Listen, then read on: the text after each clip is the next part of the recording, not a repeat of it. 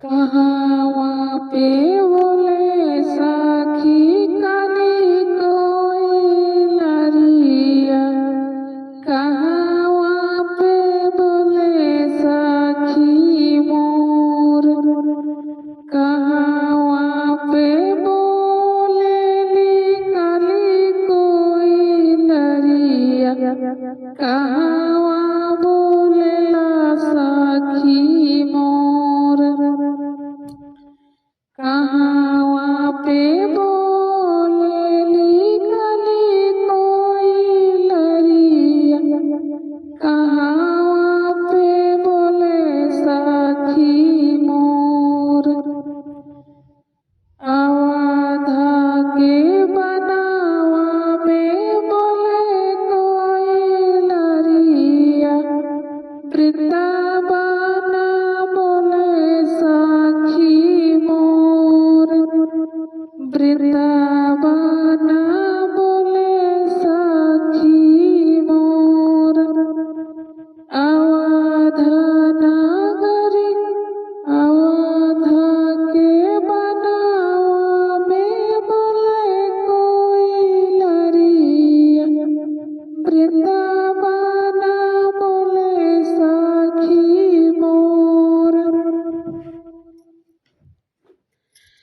आवाधा के बनावा में बोले साखी कोई लरिया, वृंदावन बोले साखी मोर।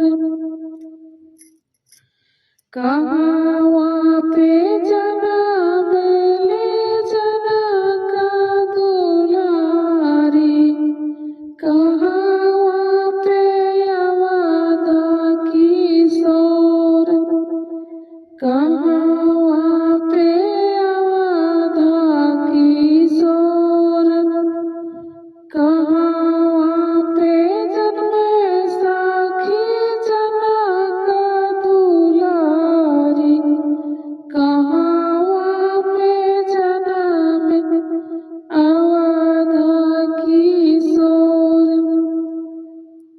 कहाँ पे अवधा किशोर।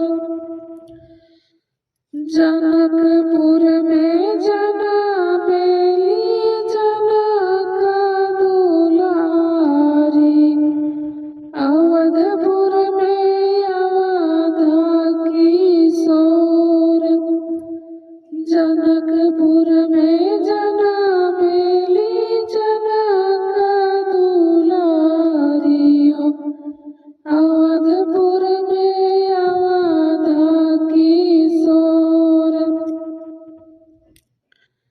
के रखवाई शिवा के धनुषवा, के करवे नवखंड, के करवे साखी शिवा के धनुषवा, के करवे नवखंड, के करवे नवखंड, के रखवे साखी शिवा के धनुषवा, के करवे नवखंड।